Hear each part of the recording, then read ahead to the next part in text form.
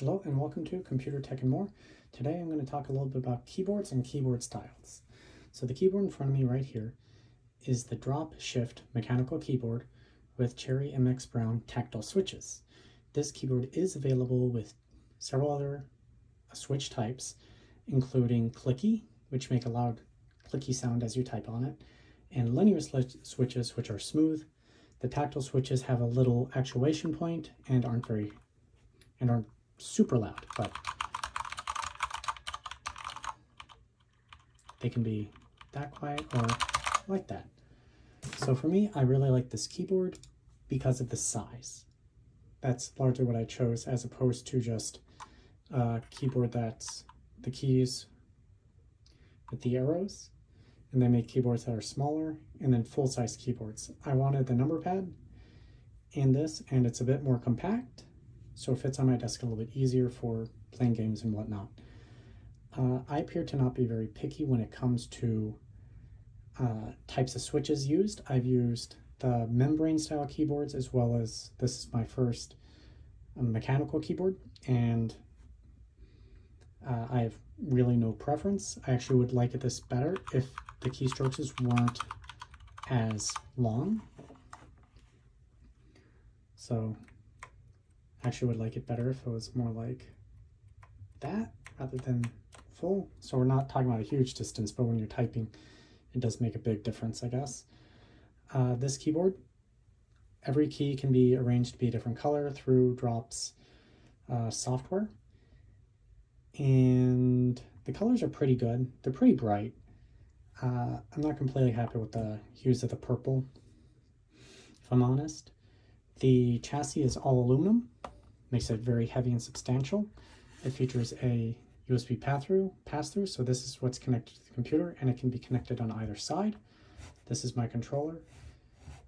One note about it, if you're using the pass-through, controllers work just fine. A mouse would probably work just fine. But a headset you want connected directly into your computer, I did test it out. It didn't work very well. It comes with this little magnetic foot, and it can be put wherever you like. One minor complaint I have about the keyboard is it doesn't have a little front rest to it, and that edge is a little bit sharp for me. But I also didn't buy a extender for it, so it wasn't bad enough that I felt I needed to purchase that. Buying a aluminum chassis really makes it firm and sturdy. There's zero deck flex, zero bend. You can see me yanking on it, but it comes at a price. This is a $250 keyboard. This is the most expensive I've ever spent on a keyboard, but I figured it was worth it to get something mechanical. So the next keyboard that I want to bring up is my previous keyboard that this replaced, and this was my old Alienware. I forget the model number, and it's old, but it's got the membrane style switch, so it means it just has a rubber pad sitting underneath it. And you know, it's not completely silent, but it is quieter than a mechanical switch. But you can also see, based on the camera, I haven't moved it, this is a much larger keyboard. This took up a substantial amount of my desk space. And that's one of the reasons I opted to get rid of it, because it was so much bigger.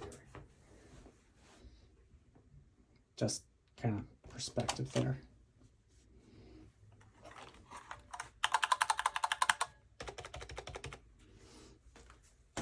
I have no complaints about actually typing on it. This is why I say I don't appear to be a very picky typer, because I just press all the way down on it to begin with. And my work keyboard is also membrane. It's just a Dell standard keyboard, and you know, it's fine. It types, it works. But if you have a strong preference, then yeah, get a mechanical keyboard. I also imagine that it'll last longer. This one's key presses are mushy, but again, I just sort of pound at it, and you know, it was fine. And the last full-size keyboard is an island style Amazon Basics keyboard. I bought this keyboard specifically for my media center computer hooked to my TV, where sometimes I need to get into the BIOS and the wireless keyboards don't connect fast enough. So this sort of has a clicky sound to it. Maybe not clicky, but louder sound to it. You know, it's fine. Don't really like it. It's very flexible, but it was very inexpensive. I'll have the price linked in the description to the nearest equivalent if this model isn't available anymore. I mean, you get what you pay for, and if you just need a keyboard to get into a computer, this will get you done. If you just need a keyboard for typing, this will get you done. But no, I don't really like the typing experience on it. It wasn't as good, but it was fine for getting into BIOS of computers. And this one is not the purpose of the video. The last keyboards I'm going to talk about are my wireless keyboards.